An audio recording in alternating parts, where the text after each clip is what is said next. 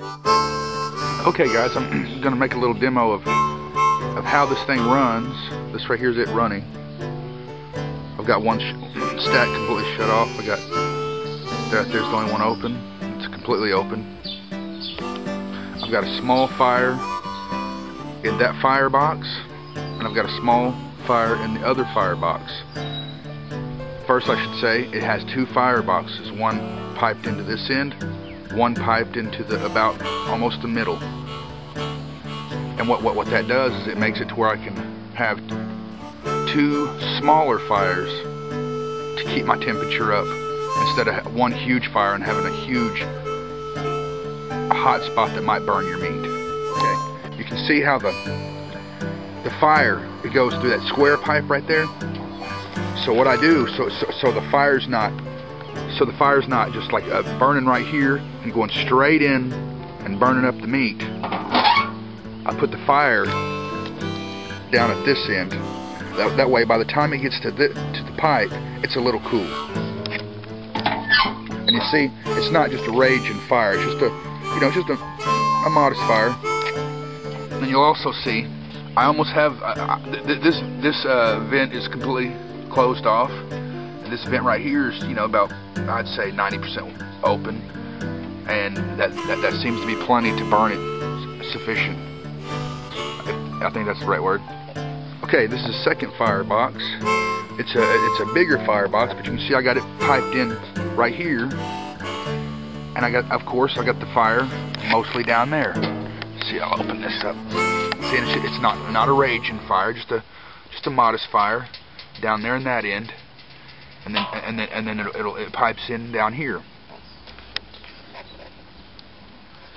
And on this one, I've got it almost all the flappers. Got all the flappers completely off, but I've got one open hole on the very bottom of this thing that's keeping it going down at this end, down at the very left.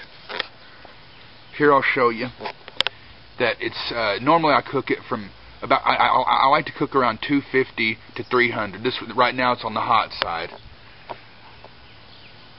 It's getting close to 300, but it won't go any higher than that.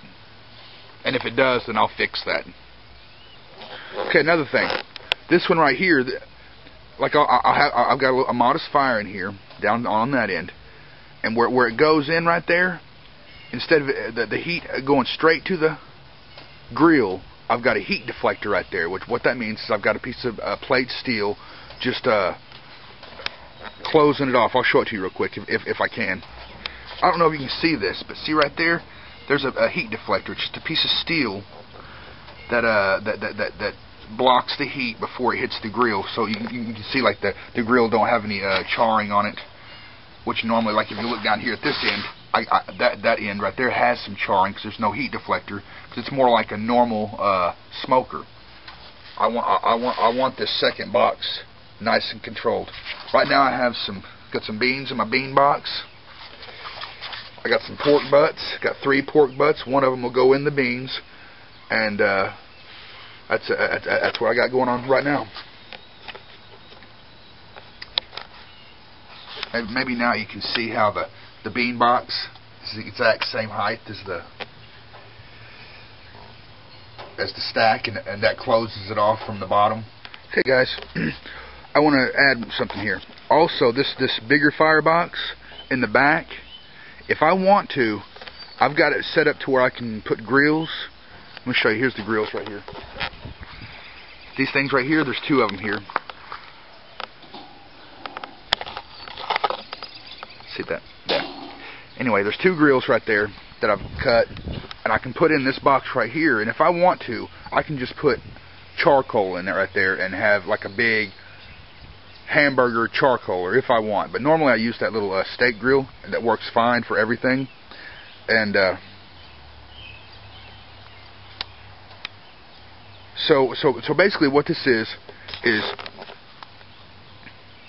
you got fire in the back box, you got fire in this box right here. There's absolutely no fire in this smoke chamber right here. There's only heat, and there's smoke at the top, which rolls over, a little bit under, but mostly over the food, and like I control how much smoke I get. For one, I try to not put logs on it too often. I try to get to only burn and hot, or have the heat cook the meat instead of just crazy smoke.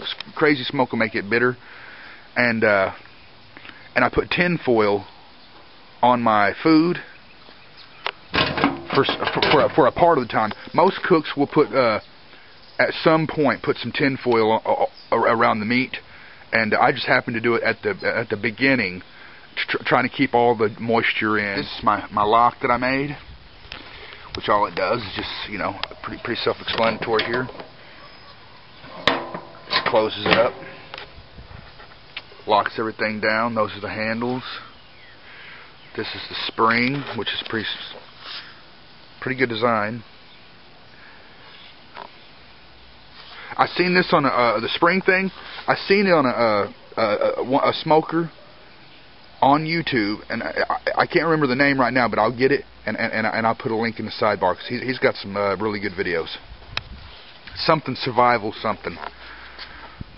Here's the smoker with a full firebox and even some extra. It rained last night, so I chopped up a whole bunch of wood to keep me going. There's my firebox tools, you know, and I can clean it and everything. But that's that, and the rig's running right now. It's Sunday.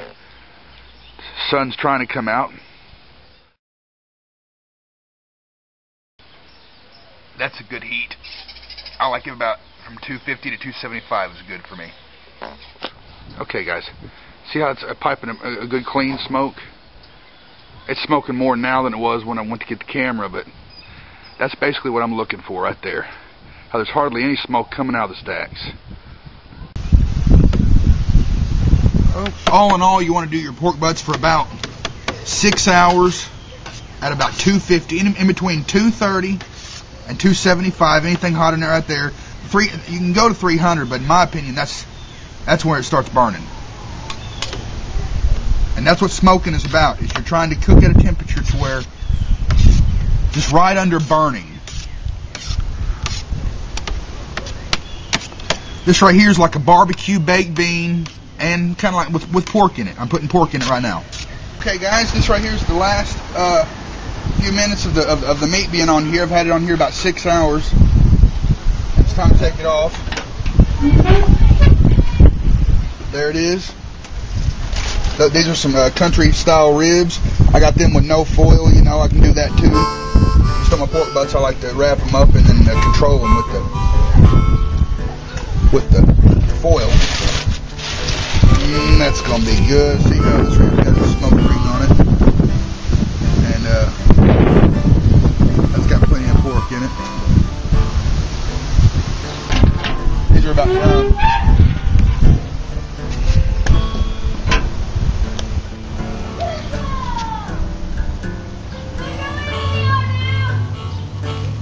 Well, guys, there you have it. I hope this is a good enough demonstration of how it works. And